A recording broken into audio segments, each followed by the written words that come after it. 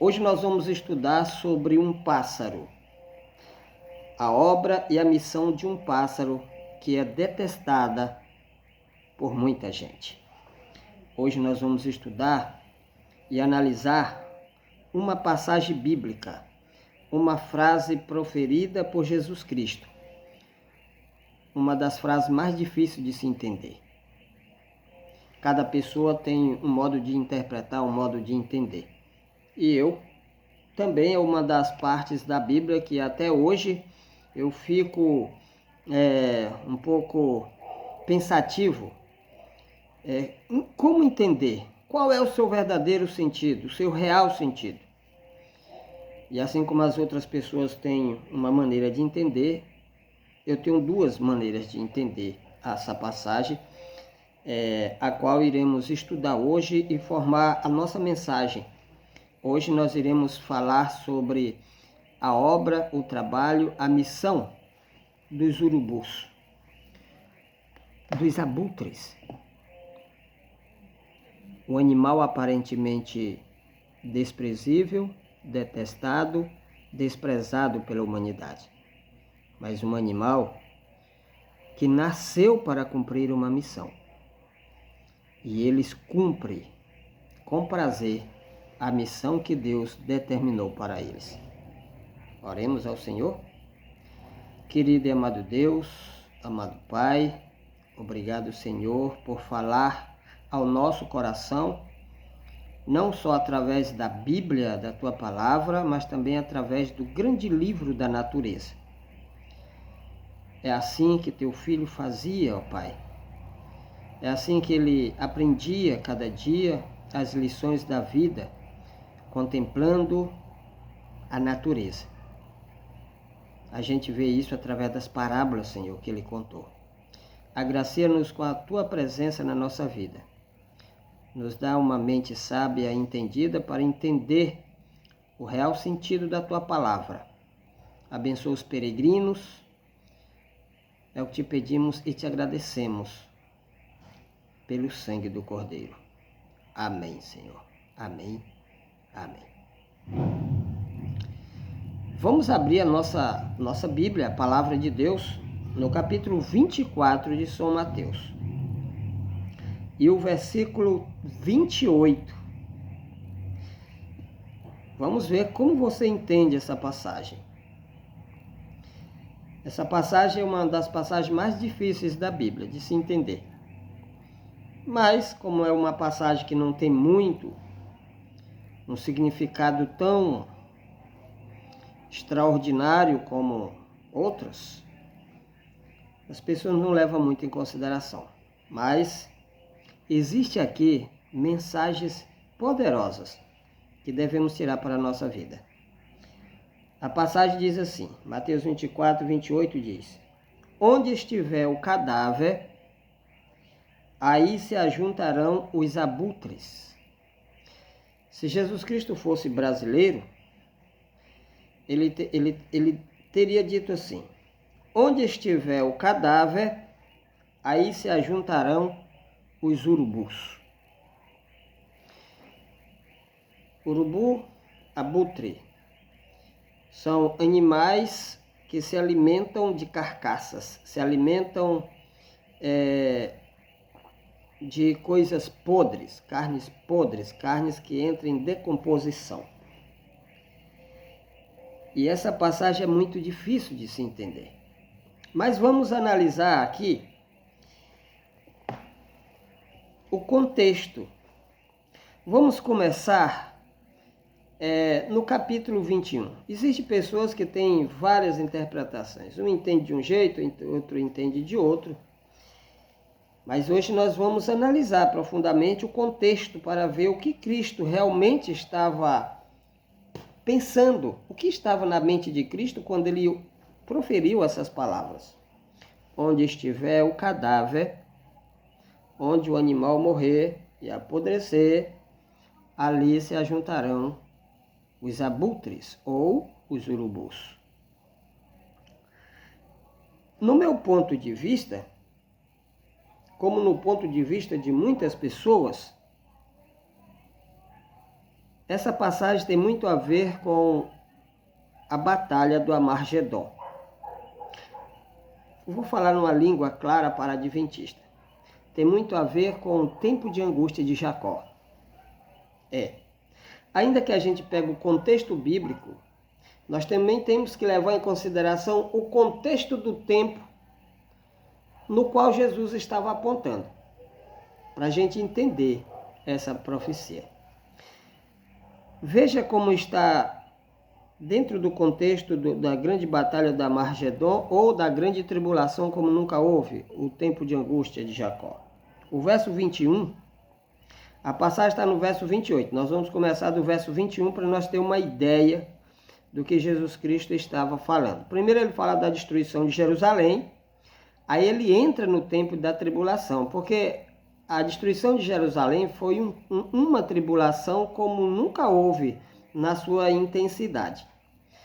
Mas Jesus Cristo toma emprestado, né, e apresenta a maior de todas as tribulações, que é o tempo de angústia de Jacó.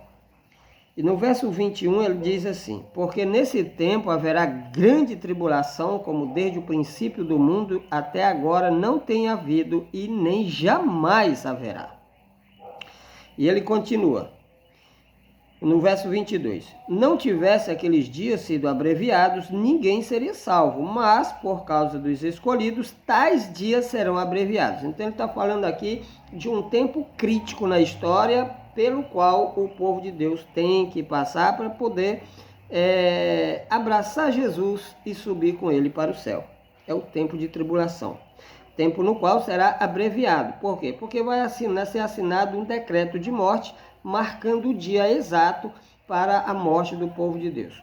Um pouco antes de começar a matança, isto é, o tempo vai ser abreviado, ou seja, Cristo começa então, através dos sinais da natureza, revelar que está prestes a libertar o seu povo. E ele continua no verso 23, quando ele fala, né, mas por causa dos escolhidos, tais dias serão abreviados. Aí o verso 23. Então, se alguém vos disser, eis aqui o Cristo, ou ei-lo ali, não acrediteis. Aqui Jesus Cristo já está falando de um período crítico da história que vai acontecer exatamente bem no final do tempo de tribulação, que é o tempo de angústia, que é a personificação de Satanás. Ele vai personificar Jesus Cristo e aparecer em várias partes da terra como o Cristo verdadeiro vindo pela segunda vez. Por isso Cristo adverte, se alguém vos disser, eis aqui o Cristo, ou ele ali, não acrediteis. Aí ele diz, porque surgirão falsos cristos e falsos profetas operando grandes sinais e prodígios para enganar, se possível, os próprios eleitos. Vede que eu vos tenho predito. Então Cristo ele relaciona a personificação de Satanás com um poder operador de milagres, né, que aparecerá no mundo através dos falsos profetas, de homens poderosos, operando grandes sinais, com a intenção de enganar.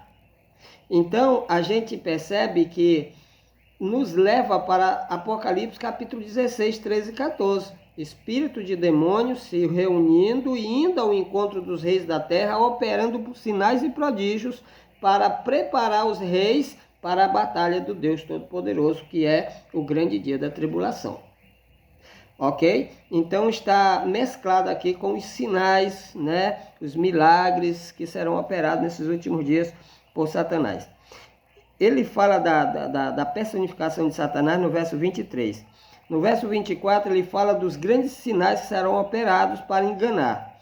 No verso 25 ele diz, olha, lembrem-se que eu predisse para vocês, predisse tudo isso. Aí ele fala de novo, repete de novo a revelação sobre a personificação de Satanás no verso 26. Ele fala no verso 23 e também no verso 26. No verso 26 ele diz, portanto, se vos disserem, eis que ele está no deserto, não saiais.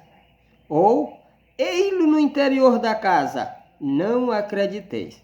Você sabe por quê? Porque a volta de Jesus não será assim. A volta do verdadeiro Cristo não será assim. aparecendo num local, em outro, em outro e outro. Não. Ele diz, porque assim como o relâmpago sai do Oriente e se mostra até o Ocidente, assim há de ser o sinal do Filho do Homem. Satanás não tem o poder de representar na essência a volta de Jesus, até porque ele não tem o poder onipresente. Ele não pode estar em todos os lugares ao mesmo tempo. Ele vai aparecer no interior da casa, vai aparecer no deserto, aparece numa cidade, aparece em outra. Quando ele aparecer aqui no Brasil, somente as pessoas ali que estão perto dele vai ver. As do Japão, de outras cidades, eles não vão poder ver, porque ele é um ser não onipresente. Só Deus, só a Trindade é onipresente. Aí, quando ele fala que a vinda dele será como relâmpago, ele diz, onde estiver o cadáver, aí se ajuntarão os abutres. Antigamente, eu pensava assim, que é uma da minha maneira, uma das maneiras que eu tenho para entender. Eu pensava assim, o cadáver representava Satanás, personificando Jesus. E os abutres, seus seguidores. Cristo vai aparecer nas nuvens do céu, o mundo inteiro vai ver. O cadáver não sai do lugar, não pode estar em vários lugares ao mesmo tempo. Os abutres têm que ir até eles para poder se alimentar. Mas há mais de anos o meu Senhor Deus vem me chamando a atenção para os abutres. Não abutre, porque aqui no Brasil eu acredito que não tem abutre, que o abutre é um pouco maior do que os urubus. E eu já ouvi falar, eu não sei se é verdade, que os abutres se alimentam de carnes humanas, mas urubu não. Isso eu não tenho certeza, mas já ouvi falar, certo? Há mais de anos eu venho observando os urubus. A minha atenção foi chamada para os urubus sem ver e sem para quê. E eu lembro uma vez, quando eu era pequeno, eu tinha base de uns 6 anos, 7 anos, um urubu pousou em cima de um pé de coco, né? E eu comecei a jogar pedra naquele urubu, tentando matar ele. E na época, eu lembro, eu era pequeno, mas eu lembro ainda que as pessoas diziam que quem matasse um urubu ficava amaldiçoado, mais ou menos azarado, sei lá, uma coisa assim. Bom, eu venho observando, né, a minha atenção foi levada aos urubus. Um animal que hoje não, hoje eu olho com outros olhos, mas antigamente eu olhava para ele assim, com um olhar de repugnância, né, de nojo. Por quê? Porque eles se alimentam de carnes em decomposição, decomposta, né, podre. Bom, quando eu comecei a observar os urubus, sempre eles apareciam perto de mim, eu sempre ia para o meu trabalho, eu sou pedreiro e todo dia eu vou e volto, e passo por lugares, né, onde as pessoas jogavam cadáver, e ali a gente passava perto e os urubus estavam se alimentando. E sempre eu observei que os urubus se apresentavam, né, diante de mim sempre de 2 em 2, ou de 3, ou de 6, ou de 7, ou de 8. Eram esses números, os números que mais a Bíblia me chama a atenção. Os números que mais me chamaram a atenção dentro da Bíblia. Né? 2, porque tudo na Bíblia se repete. É o poder da repetição. 2. Né? Por exemplo, a Terra tem 2 movimentos. Né? Jesus Cristo, ele purificou o templo 2 vezes, né? Quando ele se abaixou para escrever na areia, ali quando aquela mulher pego em flagrante adultério, quando ele se agachou para escrever, ele abaixou e escreveu 2 vezes. Os sonhos de José foi 2 sonhos, de Faraó foi 2, da estátua de Nabucodonosor foi 2, Nabucodonosor teve um sonho, e o mesmo sonho foi tido também por Daniel, né, para poder dar interpretação. Então, 2 sempre me chama a atenção na Bíblia, sempre me chama a atenção. O mundo será destruído duas vezes. Foi destruído uma vez com água e agora com fogo, né? A cidade de Jerusalém também foi destruída duas vezes. Uma por Nabucodonosor e a outra por Tito no ano 70. E assim sucessivamente. A Bíblia está repleta, né, dessa mensagem que apresenta o princípio da repetição, né? Sempre Cristo falava duas vezes o nome das pessoas. Marta, Marta. Simão, Simão. Na verdade te digo. E quando ele diz que tem que nascer de novo, ele fala duas vezes. Primeiro ele fala tem que nascer de novo, e a outra ele fala tem que nascer da água e do Espírito. Então ele vai se repetindo, e a Bíblia ela vai assim. Se vocês analisar, a Bíblia ela fala algo aqui, lá na frente ela repete. Sempre ela vai trabalhando dessa forma, né? A visão dos 4 impérios é tida no capítulo 2 de Daniel, no capítulo 7 ele se repete. E amplia um pouco mais. Sempre o segundo amplia um pouco mais. E o 3 é a Trindade. É um Deus único, criador dos céus e da terra, formado por 3 pessoas. 6 é o número da besta, 7 é o número de Deus, e o 8 é a mensagem essencial para os últimos dias. 7 já caíram, né? 5 já caíram, um existe, o outro ainda não chegou, que é o 7º, e depois da morte dele surgirá o 8º rei, são 8. Então esses números sempre me apresentavam, ou era apresentado para mim, na quantidade de urubus. De longe eu já via, quando eu via muitos ele em cima dos topos, né? Eu digo, ou tem 7 ou tem 8. E geralmente quando tinha muito, tinha 2 de asas abertas. E isso me chamou a atenção dos urubus. Até que um dia eu comecei a fazer uma análise sobre os urubus. E descobri que eles têm uma missão especial. A missão deles é restaurar o ar do meio ambiente. A missão deles é impedir que doenças proliferem e ataquem os seres humanos. Se nós soubéssemos o quanto nós devemos a Deus por essa atitude que ele teve de deixar os urubus e os animais limpadores, nós agradecemos a Deus todo dia. Várias e várias vezes me jogaram animais mortos perto da minha casa. E uma vez eu tentei dormir, mas eu não consegui. O cheiro é terrível. E eu peguei um pano, amarrei na minha cara, né, em cima do nariz, peguei uma pá e um enxadeco e tive que cavar, porque era de noite. Eu cavei um buraco, puxei o bicho já podre para dentro e enterrei para poder dormir. Então, uma outra vez, já aqui, agora nesses dias perto da minha casa, jogaram meio distante, mas à noite estava um pouco fedendo. Quando eu entrava para o quarto, eu não sentia muito. E de manhã eu disse, Senhor, tomara que alguns urubus venham para cá, para devorar tudo isso aqui. Aí apareceu um em cima do poste, aí foi embora, eu fiquei triste. Aí fui trabalhar no outro dia, quando eu cheguei, eles já tinham comido tudo. Já estávamos livres. Então, a missão dos urubus, dos abutres, é limpar o meio ambiente. É cortar o mal pela raiz. Porque o que causa doenças são... né? Quando o animal morre, as suas defesas morrem com ele. Então as doenças tomam conta daquele corpo, os germes causadores de doença. E eles vêm e devoram tudo e limpam. Certo? Então isso eu fui chamado a atenção para um grupo de pessoas que vai surgir nesses últimos dias. São os profetas de Deus.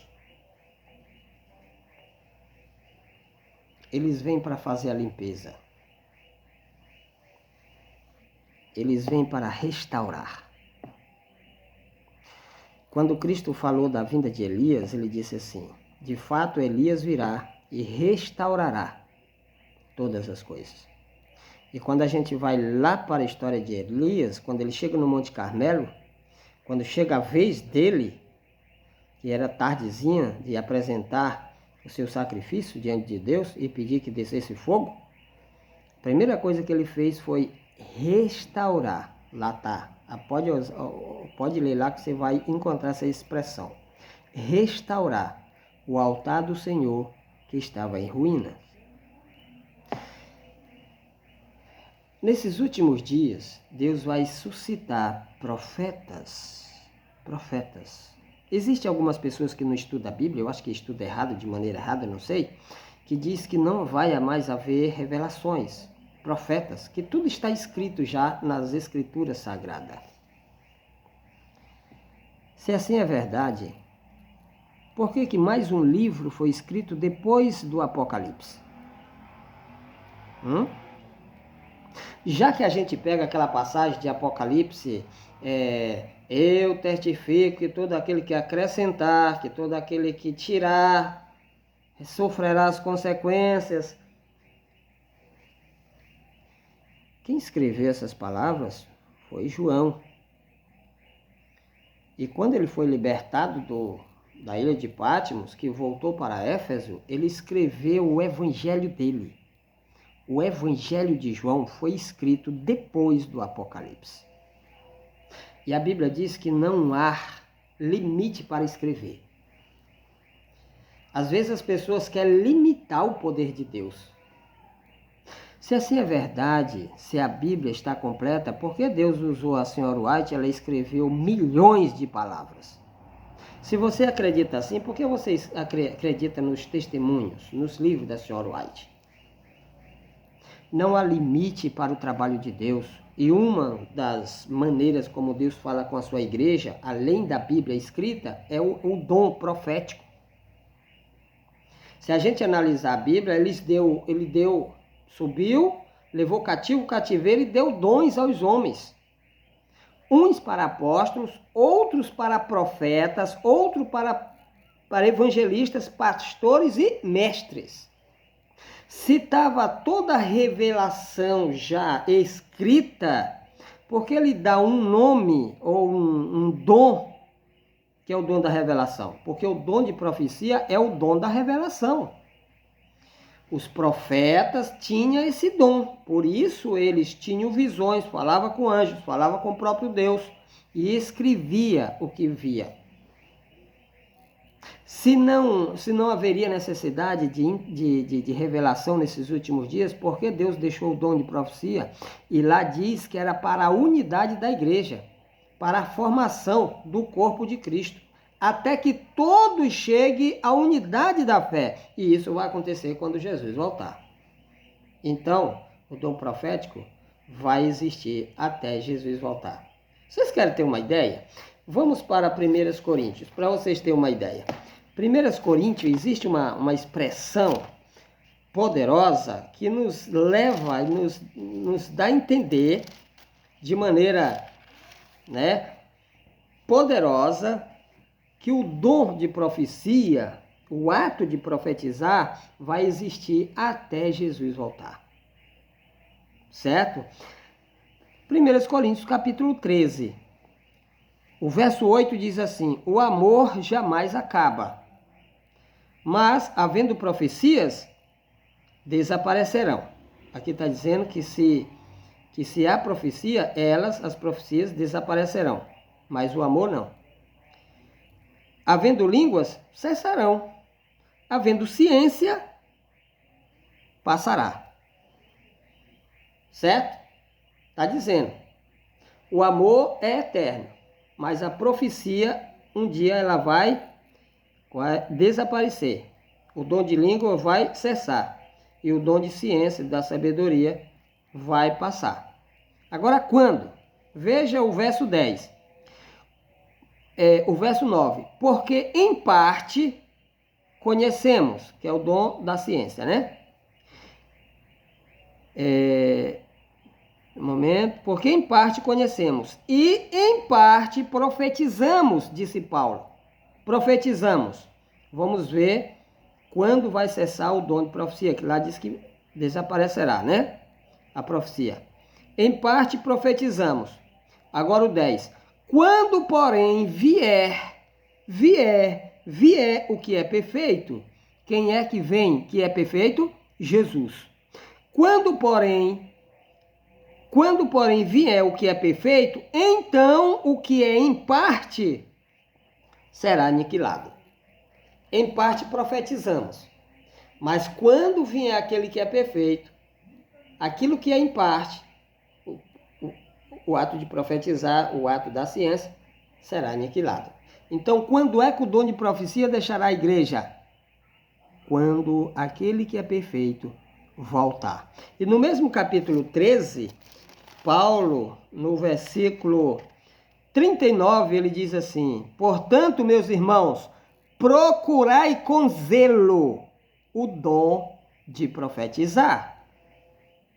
Quando a gente vai lá para frente, Apocalipse, agora é profecia, Apocalipse capítulo 12, e o versículo 17 diz assim: irou-se o dragão contra a mulher, e foi pelejar, guerrear, batalhar, lutar com os restantes da sua descendência.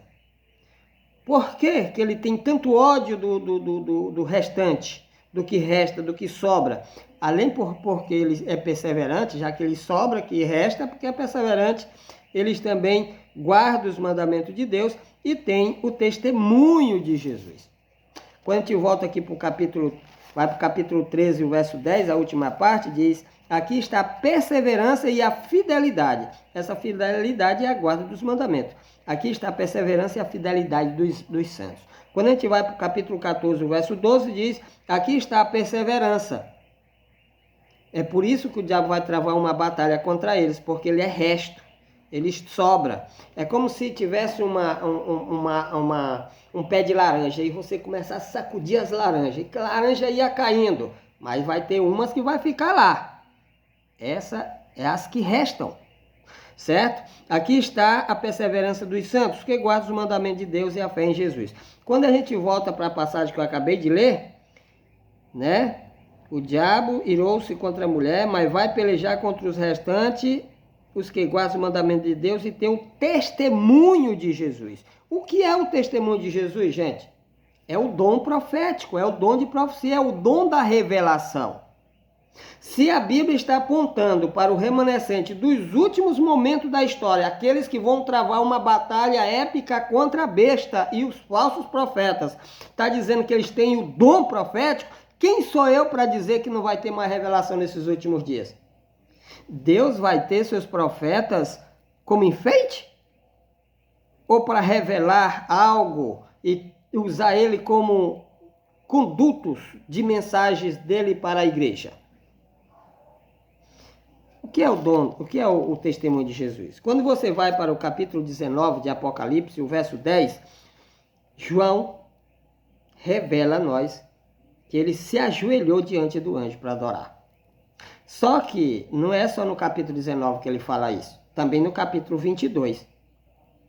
Sempre duas coisas, mas a segunda amplia muito mais. Vamos comparar as duas passagens. No capítulo 19, o versículo 10 diz assim, deixa eu me ver aqui,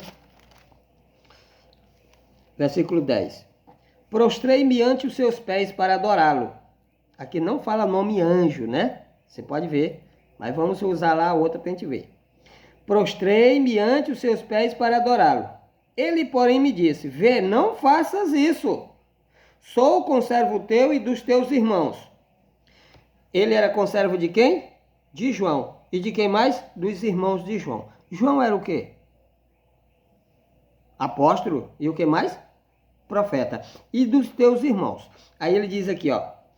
Sou conservo teu e dos teus irmãos, que mantém o testemunho de Jesus. Aí ele se vira para João e diz: adora a Deus. Aí ele diz: pois o testemunho de Jesus é o espírito de profecia. Vamos comparar com a outra passagem do capítulo 22? Capítulo 22, a partir do verso 8. Eu vou abrir aqui no capítulo 19 para a gente comparar essas duas passagens, ver como se amplia. A segunda sempre amplia um pouco mais a outra. Aqui diz: eu, João, sou quem ouviu e viu estas coisas. E quando as ouvi e vi, isso aqui ele não fala lá na outra passagem, prostrei-me ante os pés do anjo que me mostrou estas coisas. Essa frase aqui, do anjo que me mostrou essas coisas, ele não fala na primeira. Ó, prostrei-me ante seus pais para adorá-lo. Aqui ele diz, prostrei-me ante os pés do anjo que me mostrou estas coisas para adorá-lo. Então ele me disse, vê, não faças isso. A mesma coisa que ele fala aqui, no verso 10 do capítulo 19. Vê, não faças isso. Aí, na outra, lá diz assim, eu sou conservo teu, dos teus irmãos, os profetas. E aqui ele fala,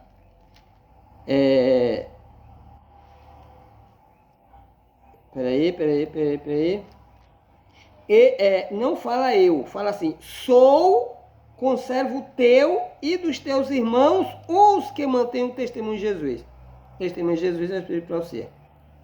Aqui ele fala que os irmãos dele é o que mantém o testemunho.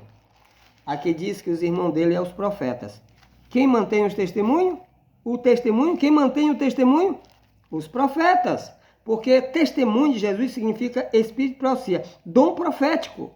Então, nós teremos profeta nos últimos momentos da história deste mundo. Deus terá os seus mensageiros. Eles estão retornando para tocar a trombeta, anunciar o que está vindo por aí, revelar ou aprimorar o conhecimento das pessoas em relação às profecias também da Bíblia, porque as pessoas estão entendendo errado. Você acha quem vai morrer no terror, na perseguição, no confronto contra o homem mais poderoso da terra, que é a besta? Quem vai morrer? São os profetas, são aqueles que mantêm o testemunho. Eles vão morrer por causa do testemunho de Jesus. E o testemunho de Jesus é o dom de profecia. Então, quem vai morrer é os profetas. Apocalipse 20, a última parte do verso 4. Olha aqui o que diz. Vi ainda as almas dos decapitados. Você sabe o que é decapitados? Estão entendendo? Vi ainda as almas dos decapitados por causa do testemunho de Jesus. Em outras palavras, por causa do dom profético, por causa das palavras reveladoras que eles vão proferir. Aí continua aqui. Testemunho de Jesus, bem por causa da palavra de Deus, tantos quanto não adoraram a besta, nem tampouco sua imagem, não receberam a marca do seu nome. Quando é que os profetas irão morrer? Ali no conflito, ali com os poderes das trevas, no tempo da besta, da imagem da besta e do decreto dominical que estabelecendo ali o sinal da besta. Aí vem a promessa, eles vão reinar com Cristo 1000 anos. Vão morrer. Quem vai morrer são os profetas de Deus, homens que não se compram e não se vendem. E assim como os urubus são aves detestáveis, eu vou fazer uma revelação para você e você vai ver que vai acontecer exatamente como eu falar para você. Assim como os urubus são detestáveis, quando você vê um, você já fica meio assim. Quando ele voa, você já fica com medo. Talvez ele está levando algumas coisas no bico, vai cair em cima de você. Assim os profetas de Deus, eles estão por aí. A maioria dos homens que serão usados por Deus não estão dentro das igrejas.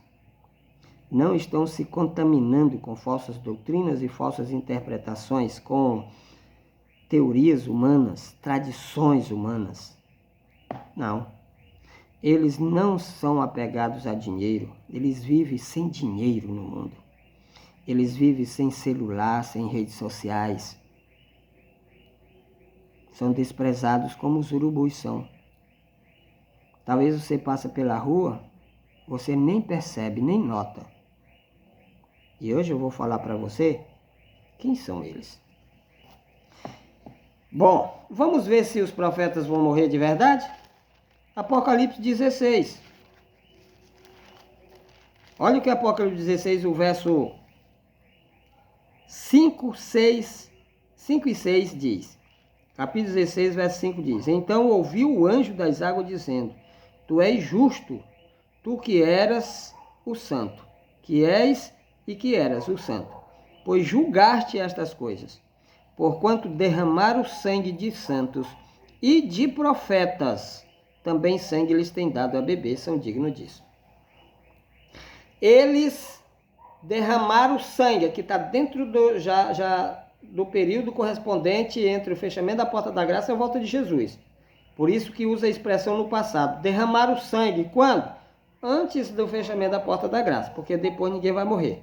Então eles derramaram o sangue dos profetas. Derramaram? Ah, derramaram. Então Deus transforma a água em sangue. Se eles quiserem beber água, se eles quiserem beber, tem que beber sangue. Por quê? Porque eles derramaram o sangue antes de fechar-se a porta da graça, ali no período da disseminação da verdade, do lançamento do último convite de misericórdia, onde está sendo assinalado com o selo de Deus ou da besta a testa dos homens. Nesse período muitos vão ser fuzilados, muitos vão ser incinerados em cadeira elétrica, queimados, muitos vão ser fuzilados, e são os profetas. Aqui diz, eles derramaram o sangue de santos e de profetas, são dignos disso. É por isso que lá diz que eles vão ser decapitados por causa do testemunho, e o testemunho é o espírito para você, é o dom profético. Ainda tem gente que diz que não vai ter revelação. Ixi, toda revelação está na Bíblia. Agora imagine, toda revelação está na Bíblia e o mundo se dividiu. Ninguém entende mais. Um fala uma coisa, eu falo dentro da nossa própria igreja.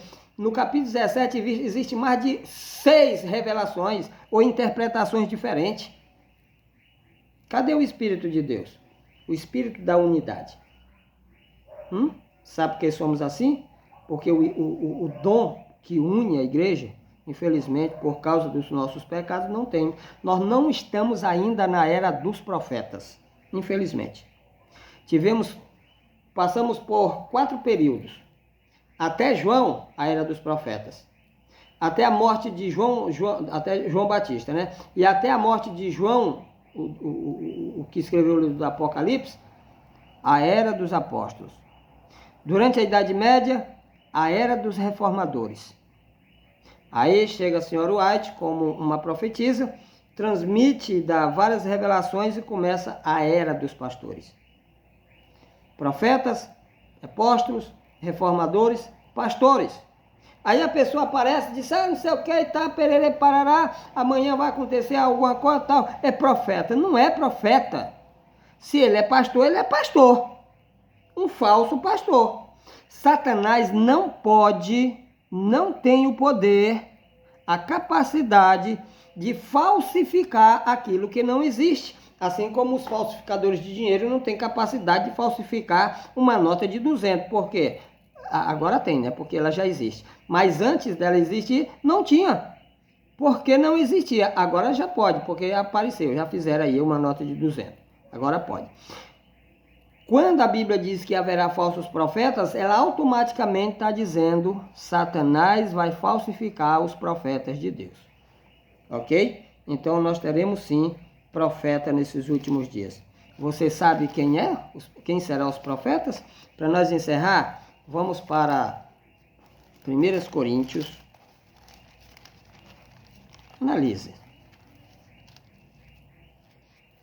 Irmãos, 1 Coríntios capítulo 1, verso 26 em diante. Irmãos, reparai, pois, na vossa vocação, visto que não foram chamados muitos sábios, segundo a carne, nem muitos poderosos, nem muitos de nobre nascimento. Pelo contrário, Deus escolheu coisas loucas deste mundo para envergonhar os sábios, e escolheu coisas fracas deste mundo para envergonhar as fortes. E Deus escolheu as coisas humildes deste mundo e as desprezadas e aquelas que não são, para reduzir a nada aquelas que são. Sabe por quê? Para que ninguém se vanglorie na presença de Deus. Você sabe quem serão a maior parte dos profetas? Quem serão? São os peregrinos. São os loucos. Que por uma causa ou outra perdeu a tonalidade mental, a família não pode ficar com eles em casa e abandonaram nas ruas. Eles estão por toda parte. Loucos, mendigos, estão por toda parte. protegida das artimanhas deste mundo. Não são pegados a dinheiro, não são pegados a nada. Está chegando a hora em que Deus há de tocá-los, há de chamar eles das trevas, porque quem é louco está nas trevas, para a luz, e eles serão enviados como profetas às nações da terra. Esses homens vão abalar a humanidade. Deus não vai escolher teólogo, porque são orgulhosos demais. Os nossos pastores, teólogos, principalmente os grandões, nem todos. Deus tem gente preparada, pastores preparados, pastores consagrados. Deus tem. Tem que ter os verdadeiros. Se tem os falsos, porque tem os verdadeiros. Mas Deus vai passar por alto os homens que hoje estão sendo ídolos nas redes sociais.